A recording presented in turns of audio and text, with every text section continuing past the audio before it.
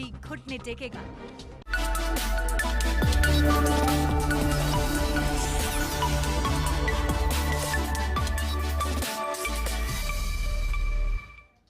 नमस्कार, मैं हूं आपके साथ सीमा चौधरी। आप देख रहे हैं आपका भरोसेमंद स्वास्थ्य कार्यक्रम सेहत। आज हम बात करने जा रहे हैं महिलाओं के जीवन के एक ऐसे अहम दौर की जिसके बारे में अक्सर खुलकर बात नहीं की जाती, लेकिन जिसका असर शरीर और मन दोनों पर ही पड़ता है। जी हां, हम बात कर रहे हैं रजोनिवृत्ति यानी कि मेनोपॉज की। एक ऐसा समय जब महिलाओं के शरीर में हार्मोनल बदलाव धीरे धीरे शुरू होते हैं और मासिक धर्म हमेशा के लिए बंद हो जाता है। इसे ही कहा जाता है मेनोपॉज। लेकिन यह सिर्फ एक प्राकृतिक प्रक्रिया नहीं है, इसके साथ जुड़ी होती हैं कई सारी चुनौतियां। आखिरकार क्या है वो चुनौतियां? अब हम आपको ग्राफिक्स के जरिए बताएंगे कि आखिरकार क्या कुछ चुनौतियां हो जो है वो महिलाओं को इसमें फेस करना पड़ता है। उन चुनौतियों से कैसे निपटा जाए वो भी हम अपने इस खास कार्यक्रम में आपको बताएंगे। तो चुनौतियां किस प्रकार से होती हैं, सबसे पहले ये समझ लेना बहुत ज्यादा महत्वपूर्ण होता है। देखिए, चुनौतियां हो सकती हैं जैसे अचानक से गर्मी लगना। ग्राफिक्स के जरिए हम एक एक करके समझते हैं। अचानक से गर्मी लगना ये एक बहुत बड़ी चुनौती मानी जाती है। उसके बाद आता है मूड स्विंग, यानी समय समय पर आपके मूड में धीरे धीरे बदलाव होने लगता है। कभी कोई चीज अच्छी लगती है तो तुरंत वो चीज अच्छी नहीं लगती है। नींद की कमी ये एक बड़ी समस्या महिलाओं में मानी जाती है ऐसे दौर में। और 30 के बाद ऐसे कई सारे बदलाव होते हैं। इसके बाद सबसे अहम थकान, काफी ज्यादा थकान महसूस किया जाता है। इसके अलावा होती है हड्डियों की कमजोरी, यानी आपके बोन्स में कमजोरी जो है वो देखने को मिलता है और इसीलिए ये दौर बहुत ज्यादा महत्वपूर्ण होता है। अब चलिए समझते हैं। देखिए, कई बार महिलाएं इन लक्षणों को नजरअंदाज कर देती हैं या समझ नहीं पाती कि ये बदलाव क्यों हो रहा है। नतीजा शरीर और मानसिक स्वास्थ्य पर पड़ता है। विशेषज्ञों के अनुसार अगर इस दौर से सही देखभाल और जानकारी मिल जाए तो इन समस्याओं को काफी हद तक कम भी किया जा सकता है। आज के इस खास कार्यक्रम में हम क्या जानेंगे, अब वो हम जानते हैं। देखिए, सेहत में आज हम जानेंगे मेनोपॉज के लक्षण और कारण क्या होते हैं, इस दौरान किन बातों का खासा ध्यान रखने की जरूरत है, ये भी आज के इस खास कार्यक्रम में हम जानेंगे कि इस दौरान किन बातों का हमें ध्यान रखना है और कैसे महिलाएं इस दौर को स्वस्थ और संतुलित तरीके से इस पर पार पा सकती है। ये आज के इस खास कार्यक्रम में हम जानने वाले हैं। तो बने रहिए हमारे साथ, क्योंकि जागरूकता की ही बेहतर सेहत की सबसे पहली कदम होती है और इसीलिए ये महत्वपूर्ण है जानना और समझना कि आखिरकार कैसे इससे बचाव किया जाए, क्या होता है संतुलित आहार और इस दौरान हम अपना बचाव कैसे कर सकते हैं। ये तमाम चीजें हम जानेंगे। हमारे साथ एक्सपर्ट्स भी बने हैं जिनसे जानते हैं उनकी राय कि आखिरकार किस चीज से यहाँ पर बचा जा सकता है। तो आपको बता दें, हमारे साथ एक्सपर्ट्स बनेंगे जो कि हमें बताएंगे कि आखिरकार इन सेहत के दौर में और इस समय पर कैसे बचाव किया जा सकता है। तो देखिए, क्योंकि जागरूकता सबसे ज्यादा जरूरी इसमें होता है और ऐसे में हमारे साथ डॉक्टर नीरो पाठक हमारे साथ बनी हुई हैं जो कि गायनेकोलॉजिस्ट हैं। डॉक्टर नीरो, बहुत स्वागत है आपका HNN न्यूज पर। डॉक्टर नीरो, देखिए, हमें सबसे पहले एक एक करके हम इस सेगमेंट की शुरुआत करते हैं। तो आप सबसे पहले जरा हमारे दर्शकों को ये बताइएगा कि आखिरकार ये मेनोपॉज होता क्या है। जी सीमा, मेनोपॉज एक ट्रांजिशन फेज होता है, एक स्टेज होता है, एक नॉर्मल स्टेज होता है हमारी लाइफ टाइम में। महिलाओं की लाइफ साइकिल को अगर देखा जाए तो उसमें स्टेजेस होते हैं। पहला स्टेज चाइल्डहुड होता है। चाइल्डहुड के बाद एक स्टेज आता है प्यूबर्टी का या एडोलसेंस का, जिसमें मेंस्ट्रुएशन स्टार्ट होता है, पीरियड स्टार्ट होते हैं। उसके बाद एक रिप्रोडक्टिव एज ग्रुप आता है जो अराउंड 20 to 40 ईयर्स का एज ग्रुप होता है। और 40 ईयर्स के बाद एक ट्रांजिशन फेज आता है जिसे पेरीमेनोपॉज कहा जाता है। और 45 to 52 ईयर्स की एज ग्रुप के पीरियड को जब पीरियड स्टॉप हो जाते हैं और पीरियड्स लगातार 1 साल तक स्टॉप रहते हैं, उस पीरियड को मेनोपॉज कहा जाता है। जब महिलाओं का जन्म होता है तो उनकी ओवरीज में एक फिक्स नंबर ऑफ एग्स होते हैं। वो फिक्स नंबर ऑफ एग्स, जैसे ही प्यूबर्टी स्टार्ट होती है, पीरियड स्टार्ट होते हैं, तो हर महीने एक एक एग रिलीज होने लग जाता है ओवरीज से। विद टाइम ओवेरियन रिजर्व घटने लग जाता है और ओवरीज से कनेक्टेड हार्मोन्स जैसे ईस्ट्रोजन, प्रोजेस्टेरॉन वो भी घटने लग जाते हैं। पेरीमेनोपॉजल फेज में ओवेरियन रिजर्व कम हो चुका होता है, ईस्ट्रोजन के लेवल्स फ्लक्चुएट करने लग जाते हैं। ऐसे में सिम्टम्स स्टार्ट होने लग जाते हैं।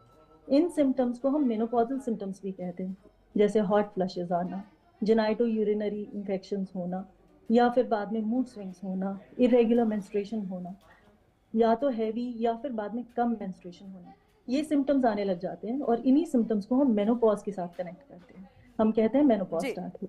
डॉक्टर मीरा, हालांकि अगर इस मेनोपॉज की हम बात कर लें, आपने इसे जरूर बताया कि किस प्रकार से मेनोपॉज होता है, लेकिन क्या इसकी कोई समय सीमा निर्धारित है, कोई उम्र निर्धारित है कि इसी उम्र में जाकर के आमतौर पर महिलाओं को मेनोपॉज की मतलब मेनोपॉज होगा? जी बिल्कुल। ये जो एज ग्रुप है ये अराउंड 45 टू 52 ईयर्स का है इंडिया हम्म, में। ग्लोबली इसी एज ग्रुप को हम 51 ईयर्स को माना जाता है। ये एज ग्रुप डिटरमाइंड होता है जेनेटिक्स से, लाइफस्टाइल से। जैसे जो स्मोक करते हैं उनमें ये मेनोपॉज 1 से 2 साल पहले आता है। लाइफस्टाइल फैक्टर्स जैसे स्ट्रेस है या कोई एसोसिएटेड मेडिकल डिसऑर्डर्स हैं, थायराइड है या ऐसी कोई बीमारी है जिसकी वजह से ये मेनोपॉज इस टाइम पे आ सकता है। जी। और क्या, अगर अगर तमाम महिलाओं की बात कर ली जाए तो हर महिला में इसके लक्षण एक ही जैसे होते हैं या ये अलग अलग भी हो सकते हैं?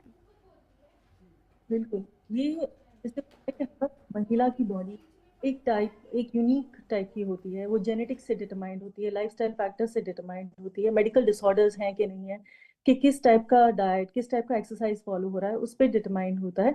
तो इसी हिसाब से जो सिम्टम्स होते हैं, कुछ महिलाओं में तो बहुत ही माइल्ड सिम्टम्स, सटल सिम्टम्स होते हैं। बड़ा स्मूथ ट्रांजिशन होता है from a reproductive age group to menopause.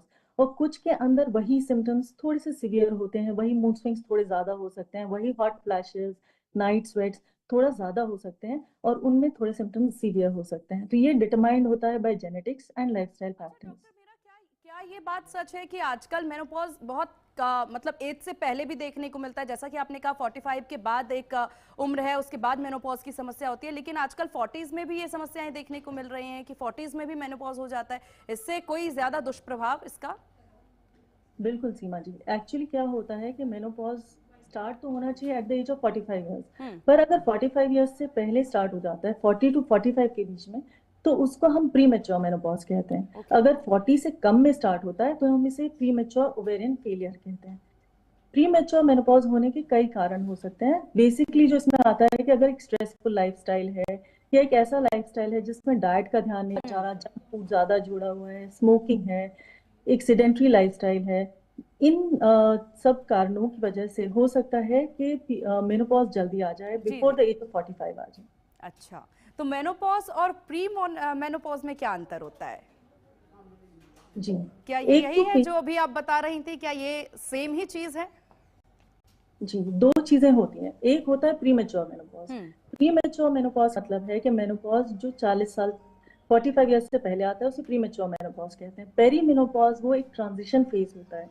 जब हम्म। पीरियड्स आना बंद होते हैं तो ऐसा पीरियड जो होता है वो ट्रांजिशन फेज कहलाता है, कि वो सडनली पीरियड्स आना बंद नहीं होते हैं। पहले वो पीरियड्स थोड़े कम होने लग जाते हैं, यानी एक फेज आता है जिसे कहते हैं अर्ली पेरीमिनोपॉज। पेरीमिनोपॉज जब अर्ली होता है तो उसमें नॉर्मली जो साइकिल्स होते हैं वो 7 दिन से ज्यादा या तो अर्ली आने लगते हैं या डिले होने लग जाते हैं। हम्म। वही जब आगे बढ़ता है तो लेट मीनोपॉज में पहुंचता है, लेट पेरीमिनोपॉज। लेट पेरीमिनोपॉज में वही पीरियड्स 60 डेज से ज्यादा में आने लगते हैं, यानी अच्छा। 2 से 3 महीने के गैप में हम्म। पीरियड्स आने। अब लाजमी है कि जब पीरियड्स 2 से 3 महीने के गैप में आ रहे हैं तो ऐसे के अंदर वो पीरियड्स हैवी भी होने लग जाते हैं। हम्म। तो वो पेरीमेनोपॉजल फेज जो होता है उसमें धीरे धीरे ट्रांजिशन होता है from normal periods to the stoppage of periods. फिर एक पॉइंट आता है जब पीरियड स्टॉप हो जाते हैं, और फिर वो पीरियड जब 1 साल तक स्टॉप रहते हैं, उस 1 साल के बाद एक क्लिनिकल डायग्नोसिस बनाया जाता है, उसे मीनोपॉज कहा जाता है। ओके। अब क्योंकि एक समस्या और होती है महिलाओं में, सिस्ट की समस्या, क्या मेनोपॉज और सिस्ट का आपस में कुछ लेना देना माना जा सकता है? या फिर अगर जैसे प्री मेच्योर मेनोपॉज की हम बात कर रहे हैं, क्या ऐसे समय पर भी महिलाओं को सिस्ट की समस्या हो सकती है? बिल्कुल। एक्चुअली क्या होता है कि सिस्ट के बहुत सारे कारण हो सकते हैं। सिस्ट हमारे दो टाइप के होते हैं, हम्म। या तो बिनाइन हो सकते हैं या मेलिग्नेंट हो सकते हम्म। हैं। मेलिग्नेंट यानी कैंसर की तरफ जाने वाले। ओके। जनरली जो बिनाइन सिस्ट्स होते हैं वो रिप्रोडक्टिव एज ग्रुप में पाए जाते हैं, और हम्म। जो मेलिग्नेंट वाले सिस्ट्स होते हैं वो इस टाइम पे मीनोपॉज के वक्त पाए जाने लगते हैं। तो ऐसा है कि सिस्ट्स की प्रेजेंस हो सकता है at the time of menopause पहली बार महसूस हो, या पहली बार पता चले कि ओवेरियन सिस्ट हो गया या हम्म। ओवेरियन कार्सिनोमा हो गया है। तो वो एज जो ग्रुप है वो एज ग्रुप सेम होने की वजह से इसी हम्म। टाइम पे सिस्ट महसूस हो सकता है या सिस्ट डायग्नोज किया जा सकता है। हम्म। अच्छा, मैंने अपने आसपास कुछ ऐसे भी केसेस देखे हैं डॉक्टर मीरा कि मेनोपॉज की का समय शुरू हो रहा है या फिर प्री मैच्योर मेनोपॉज हो रहा है और ऐसे में उनका जो वजन है वो तो संतुलित है, लेकिन खास तौर पर जो स्टमक वाला एरिया होता है वो बहुत ज्यादा बढ़ने लगता है। ये क्या लक्षण होते हैं, इसके पीछे का कारण क्या होता है? तो सीमा, जो मेनोपॉज का मेन कारण होता है वो ये होता है कि ओवर टाइम हमारा ओवेरियन रिजर्व कम हो रहा है। क्योंकि हमारा ओवेरियन रिजर्व कम हो रहा है, हमारे ईस्ट्रोजन और प्रोजेस्टेरॉन के हार्मोन्स कम होने लग जाते हैं। अब ईस्ट्रोजन का जो काम होता है बॉडी के अंदर, वो फीमेल बॉडी शेप मेंटेन करना होता है। यानी जो वेट डिस्ट्रीब्यूशन होता है वो हिप्स पे और थाइस पे ज्यादा होता है as compare to the west. ये ईस्ट्रोजन का एक तरह से फंक्शन होता है। अब क्या होता है कि क्योंकि ईस्ट्रोजन हार्मोन्स कम हो रहे हैं, साथ ही साथ एज की वजह से मेटाबॉलिज्म कम होता जा रहा है। ईस्ट्रोजन कम होने की वजह से इंसुलिन रेजिस्टेंस आने लग गया है, यानी बॉडी के सेल्स के अंदर एक इंसुलिन रेजिस्टेंस आने लग जाता है। साथ ही साथ मसल मास घटने लग जाता है। इन 4 रीजंस की वजह से क्या होता है कि एक एब्डोमिनल टेंडेंसी हो जाती है कि फैट एब्डोमेन में स्टोर होने लग जाता है। अब क्या होता है कि जो पहले शेप था वो पियर शेप था, अब वो एप्पल शेप होने लग जाती है बॉडी। ये एक एक्चुअली सही एक्सपीरियंस होता है कि सही कंडीशन है जिसमें ऑब्जर्वेशन है महिलाओं की कि मेनोपॉज आने पे एप्पल शेप बॉडी आने लग जाती है, यानी बेली फैट बढ़ने लग जाता है। जी, और इसी वजह से हमें इस तरह की समस्या जो है वो देखने को मिलती है। डॉक्टर मीरा, क्योंकि हम बार बार बात कर रहे हैं यहाँ पर किस तरह से शरीर में बदलाव आते हैं, क्या कुछ समस्याएं आती हैं, तो ऐसे में एक जो तस्वीर देखने को मिलती है वो मूड स्विंग्स को लेकर के देखने को मिलती है। क्या वजह होती है कि इतना हार्मोनल इम्बैलेंस होता है? बिल्कुल सही बात है सीमा। इस समय क्या होने लगता है कि ईस्ट्रोजन के हार्मोन्स घट रहे हैं। ईस्ट्रोजन के हार्मोन्स के लेवल सिर्फ घट ही नहीं रहे होते हैं, हार्मोन के लेवल्स फ्लक्चुएट करने लग जाते हैं। तो इन हार्मोन्स के ऊपर इफेक्ट होने की वजह से इनका असर न्यूरो हार्मोन्स पे पड़ता है। जैसे बॉडी के अंदर डोपामीन और सीरोटोनिन हार्मोन्स होते हैं जो हमारे ब्रेन के अंदर इमोशंस को रेगुलेट करते हैं। तो जैसे डोपामीन और सीरोटोनिन के लेवल्स घटने लग जाते हैं ईस्ट्रोजन के लेवल्स घटने की वजह से, तो मूड स्विंग्स आने लग जाते हैं। साथ ही साथ स्लीप डिस्टर्बेंसेस एक ऐसी कंडीशन है जो मेनोपॉज के साथ कनेक्टेड है, और एक स्ट्रेस का जो रेगुलेशन होता है वो इस टाइम पे अफेक्ट हो जाता है। इन 3 कारणों की वजह से मूड स्विंग्स होने लग जाते हैं। जैसा आपने सही कहा है कि कभी कभी बहुत गुस्सा आने लगता है, बहुत इरिटेशन होती है, या कभी कभी एकदम रोने का मन करता है, या लो मोटिवेशन फील होने लग जाती है, एंग्जाइटी फील होने लग जाती है, नर्वसनेस होने लग जाती है। जिन कंडीशन से पहले बहुत आसानी से निपटा जा सकता था, उन्हीं कंडीशंस में ओवरवेल्म महसूस होने लग जाता है। तो ये सब इसलिए होता है क्योंकि ईस्ट्रोजन हार्मोन की जो इफेक्ट है वो ब्रेन पे भी हो रहा है, वो हार्मोन्स पे हो रहा है। स्ट्रेस हार्मोन के लेवल्स के ऊपर भी ईस्ट्रोजन हार्मोन का एक स्टेबलाइजिंग इफेक्ट, और यही वजह है मूड स्विंग्स के। डॉक्टर मीरा, आपके पास आएंगे। डॉक्टर रेखा सरोहा भी हमारे साथ बनी हुई हैं, गायनेकोलॉजिस्ट। डॉक्टर रेखा, बहुत स्वागत है आपका HNN न्यूज पर। डॉक्टर रेखा, हम मेनोपॉज को लेकर के बात कर रहे हैं और डॉक्टर मीरा ने यहाँ पर तमाम चीजें बताई कि क्या होता है मेनोपॉज, कैसी सावधानियां होती हैं, इन पर भी अभी हम चर्चा करेंगे। डॉक्टर रेखा, अगर लक्षणों की बात हम यहाँ पर कर ले, लक्षण और शरीर में जो बदलाव आते हैं मेनोपॉज की वजह से, मेनोपॉज के दौरान शरीर में सबसे बड़ा बदलाव देखते हैं हम, हार्मोनल चेंजेस बहुत ज्यादा आते हैं। क्या है ये हार्मोनल बदलाव, है क्या? देखो, मेनोपॉज एक ऐसा फेज है जो मोस्टली वुमेन की एज में आता है, और ऐसे देखा जाए तो ये कोई बीमारी नहीं है, जस्ट हमारा एक हार्मोनल डिरेंजमेंट है, और ये एक बहुत ही नॉर्मल फिजियोलॉजिकल चेंज है।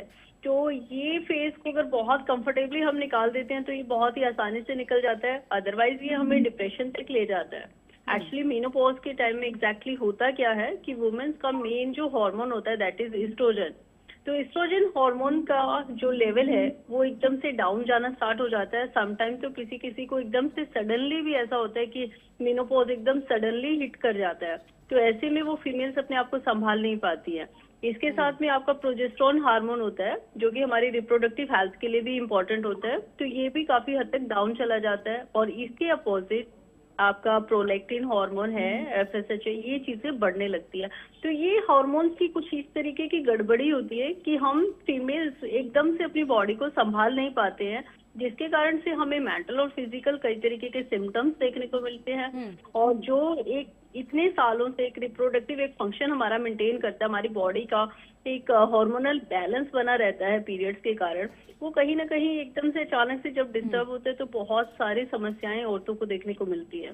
बिल्कुल, और ऐसे दौर पर बहुत ज्यादा गर्मी लगना या फिर हड्डियां कमजोर हो जाना, क्या ये भी डॉक्टर रेखा एक आम सी बात मानी जाती है मेनोपॉज के दौरान? बिल्कुल बिल्कुल, आपका जो एस्ट्रोजन हार्मोन है, एक्चुअली देखा जाए तो ये हमारी बॉडी के बहुत सारा जो थर्मो रेगुलेशन है उसको भी इम्पैक्ट करता है, जिसकी वजह से आज मींस मेनोपॉज जो लेडीज होती है उनको एकदम से हॉट फ्लैशेस का प्रॉब्लम देखने को मिलता है। इसके साथ साथ जैसे अभी आपने बोला कि हड्डियां कमजोर होना, तो इसमें क्या होता है कि हमारा ऑस्टियोपोरोसिस हम लोग इसको बोलते हैं, एक्चुअली एस्ट्रोजन डायरेक्टली आपका कैल्शियम अब्जॉर्प्शन से रिलेट करता है। तो जैसे जैसे आपका एस्ट्रोजन डाउन होता है तो आपकी भी हड्डियों में से कैल्शियम बहुत कम होने लग जाता है, जिसके कारण से भी हमें ये वाली समस्याएं देखने को मिलती हैं। ठीक है, डॉक्टर रेखा और डॉक्टर मीरा, आप दोनों हमारे साथ बने रहिएगा और यहाँ पर एक छोटे से ब्रेक के लिए रुकेंगे।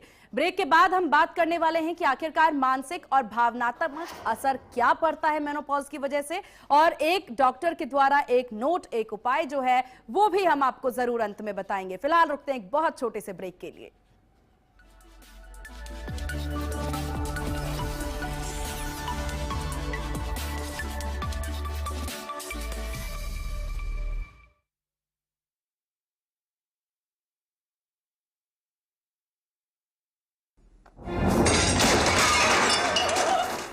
फर्श की टाइल्स को चेंज करो, बड़ी स्लिपरी हैं। थर्मोकूल वॉशिंग मशीन। थर्मोकूल, इंडिया का नया अंदाज।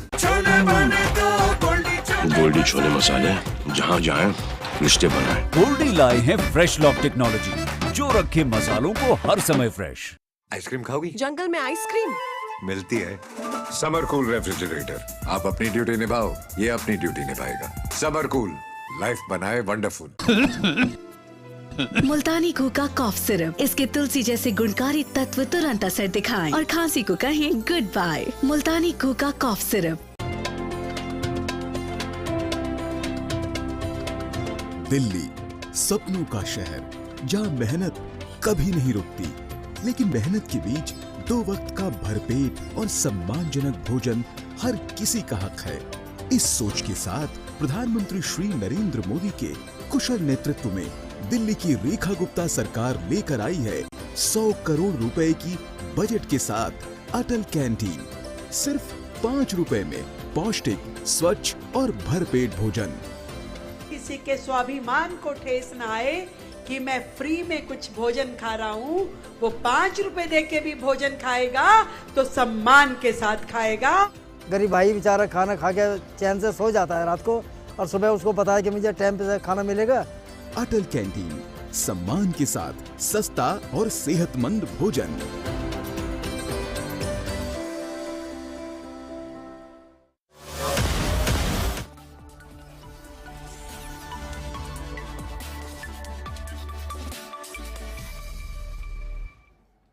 और ब्रेक के बाद एक बार फिर से स्वागत है आपका हमारे खास कार्यक्रम सेहत में। हम बात कर रहे हैं मेनोपॉज की समस्या को लेकर। डॉक्टर रेखा और डॉक्टर मीरा दोनों हमारे साथ बनी हुई हैं। आप दोनों का एक बार फिर से बहुत स्वागत है। डॉक्टर मीरा, ब्रेक से पहले हम कह के गए थे कि मानसिक यानी मेंटल हेल्थ पर और भावनात्मक इमोशन हेल्थ पर किस प्रकार से असर पड़ता है इसका। तो एक सवाल यहाँ बहुत ज्यादा हो रहा है कि क्या इस दौर में महिलाओं को डिप्रेशन या फिर चिंता जैसी जो समस्याएं हैं वो बहुत ज्यादा हो सकती है क्या? बिल्कुल सही बात है सीमा। अगर देखा जाए कि 40s के एज ग्रुप में अराउंड 40 to 45 के अंदर जब मेनोपॉज स्टार्ट होता है, उसी समय महिलाओं की लाइफ में बहुत सारे मेजर चेंजेस हो रहे होते हैं। सबसे पहले होता है कि उसका कैरियर एक तरह से पीक पे होता है, साथ ही साथ बच्चों के अंदर चेंजेस आ रहे होते हैं, इन द सेंस बच्चे कॉलेज जा रहे होते हैं, घर छोड़ के जा रहे होते हैं। साथ ही साथ पेरेंट्स को अगर देखा जाए तो पेरेंट्स के हेल्थ के ऊपर भी असर होने लग गया होता है, उनको भी मेडिकली हेल्प की जरूरत हो रही होती है। तो उस टाइम पे इतने सारे चेंजेस हो रहे होते हैं, साथ ही साथ बॉडी में चेंजेस आ रहे हैं, हार्मोन्स फ्लक्चुएट हो रहे हैं। तो इन कारणों की वजह से इस समय महिलाओं को इमोशनल और मेंटल सपोर्ट दोनों की बहुत जरूरत होती है। बहुत जरूरी है कि महिलाओं को इस समय सपोर्ट किया जाए। उनको जब ये ओवरवेलमिंग का एहसास होने लगता है या ऐसे लगने लगता है कि पहले तो मैं इन सब चीजों को मैनेज कर लेती थी, पहले घर भी मैनेज कर लेती थी, बच्चे भी मैनेज कर लेती थी, इस टाइम पे इतना क्यों परेशानी हो रही है, तो उस टाइम पे उनको सपोर्ट किया जाए। उनका वीक पॉइंट माना जा सकता है। डॉक्टर रेखा, परिवार को इस समय पर महिला का साथ किस प्रकार से देना चाहिए? क्या इसके लिए कोई आपके पास पॉइंट? जी, जिस तरीके से अभी इन्होंने कहा कि कि हम लोग इस टाइम पे जो वुमेन्स होती है ना, जो वो पहले सारा वर्क परफॉर्म करती थी, राइट नाउ उनकी कैपेसिटी भी कम हो जाती है, साथ में वो बहुत इमोशनली लो होती है। तो ऐसे में उनका जो फैमिली है, यानी स्पेशली अगर मैं बात करूं तो उनके हस्बैंड जो भी हैं, तो वो उनको सपोर्ट कर सकते हैं। वो थोड़ा फिजिकल एक्टिविटी के साथ साथ उनको साथ में थोड़ा इमोशनली अगर एश्योर कराएंगे तो उनको काफी अच्छा बेटर फील होता है। साथ में इस टाइम में कोई भी फीमेल किसी भी तरीके की रिस्पॉन्सिबिलिटी या बहुत ज्यादा, मैं कहूँ तो इस तरीके की चीजें नहीं लेना चाहती कि आपने ये नहीं किया। मीन्स हम लोग बहुत ही उनको एक पॉजिटिव एनवायरनमेंट देके बहुत आसानी से इस तरीके से सपोर्ट कर सकते हैं। बहुत ही नाजुक वक्त ये होता है अगर समझा जाए तो। डॉक्टर मीरा, ऐसे समय पर अगर डाइट पर सबसे ज्यादा फोकस करने की जरूरत होती है, डाइट कैसी होनी चाहिए? क्या कैल्शियम और विटामिन डी सप्लीमेंट इसमें जरूरी होता है? जी सीमा, इस समय ना कैल्शियम और विटामिन डी के सप्लीमेंट बहुत ज़रूरी होते हैं, क्योंकि ईस्ट्रोजन के लेवल्स जो बॉडी के अंदर होते हैं वो हमारे बहुत सारे ऑर्गन्स को हेल्प कर रहे होते हैं। ईस्ट्रोजन की प्रेजेंस की वजह से हमारी बोन हेल्थ बहुत स्ट्रांग रहती है। कैल्शियम और विटामिन डी की जो एब्जॉर्प्शन होती है वो अच्छी हो रही होती है। बट क्योंकि मेनोपॉज के टाइम पे, पेरी मेनोपॉज के टाइम पे अब ईस्ट्रोजन के लेवल्स लो होने लग गए हैं, तो इस समय अब हमें कैल्शियम और विटामिन डी की तरफ ध्यान देने की जरूरत है कि हमें सप्लीमेंटेशन की जरूरत as such in the form of supplements की जरूरत नहीं है, बट इन डाइट जरूरत है। तो अगर हम जो डाइट ले रहे हैं उसमें देखा जाए तो हाफ ऑफ द प्लेट के अंदर फाइबर रिच डाइट होना चाहिए, यानी सैलड्स, ग्रीन लीफी वेजिटेबल्स होने चाहिए। 1/4 of the quarter of the plate के अंदर प्रोटीन होना चाहिए, यानी राजमा, चना, छोले, दाल, दही, अंडे, ये सब चीजें होनी चाहिए। और 1/4 ऑफ द प्लेट के अंदर हमारे पास कॉम्प्लेक्स कार्बोहाइड्रेट्स होने चाहिए, यानी मल्टीग्रेन आटा तो इन या फिर ब्राउन राइस होना चाहिए। ठीक ठीक, वक्त की थोड़ी सी कमी है, इसलिए बहुत जल्दी जवाब हम चाहेंगे। डॉक्टर रेखा, हार्मोन थेरेपी क्या है और क्या ये सभी के लिए सुरक्षित है? जरा ये दर्शकों को बताइएगा। देखिए, हार्मोन थेरेपी अपने आप में वैसे एक बहुत ही सेफ ऑप्शन है, लेकिन मैं ये जरूरी नहीं मानती हूँ कि हर फीमेल को इसकी नीड है। अगर वो थोड़ा सा अपने ऊपर काम करें, थोड़ा सा योगा कर सकते हैं, मेडिटेशन कर सकते हैं और अपना कैल्शियम रिच डाइट लेके और विटामिन डी के सप्लीमेंट्स लेके अपने आप को कवर अप कर सकते हैं। अगर आप अपने आप को इस डायरेक्शन में थोड़ा सा भी लैक मानते हैं तो मैं जानती हूँ कि आप किसी फिजिशियन से, डॉक्टर के पास जाके थोड़ा काउंसलिंग कर सकते हैं। एंड होम्योपैथिक मेडिसिन इसमें बहुत अच्छा काम करती हैं। अगर कोई पेशेंट चाहे तो वो उनसे सपोर्ट ले सकते हैं। बिल्कुल, तो एक सही डॉक्टर का से संपर्क करना बहुत जरूरी होता है। डॉक्टर मीरा, अंत में एक संदेश जो उन महिलाओं के लिए जो इस बदलाव को लेकर के डरती हैं या झिझकती हैं, एक संदेश। बिल्कुल, वो अपनी बॉडी को एक्सेप्ट करें, वो अपने बॉडी के अंदर आ रहे चेंजेस को एक्सेप्ट करें, वो अपने आप को सपोर्ट करें, वो बहुत जरूरी है। इस टाइम पे अपने आप को सपोर्ट करें। और अगर ऐसा लगता है कि कुछ ऐसे सिम्टम्स हो रहे हैं जो समझ में नहीं आ रहे हैं, जो अनक्लियर हैं, तो ऐसे सिम्टम्स में डॉक्टर की जरूर राय लें। मैं एक और चीज ऐड करना चाहूंगी कि खाने में ऐसे समय में फाइटोइस्ट्रोजेंस जैसे सोया प्रोडक्ट्स को ऐड करें, फ्लैक्स सीड्स को ऐड करें, रागी ऐड करें, तिल ऐड करें, हल्दी का दूध ऐड करें। अगर ये सब चीजें ऐड कर दी जाए, डाइट मेंटेन की जाए, एक्सरसाइज पर 30 मिनट्स मेंटेन की जाए, तो मेडिटेशन, योगा, नॉर्मल होगा, फिर बहुत इजीली इस फेज से ट्रांजिशन किया जा सकता है। बहुत शुक्रिया डॉक्टर मीरा और डॉक्टर रेखा, आप दोनों का HNN को अपना कीमती वक्त देने के लिए और इतने महत्वपूर्ण टॉपिक पर अपनी राय रखने के लिए। इसी के साथ सेहत में बस इतना ही।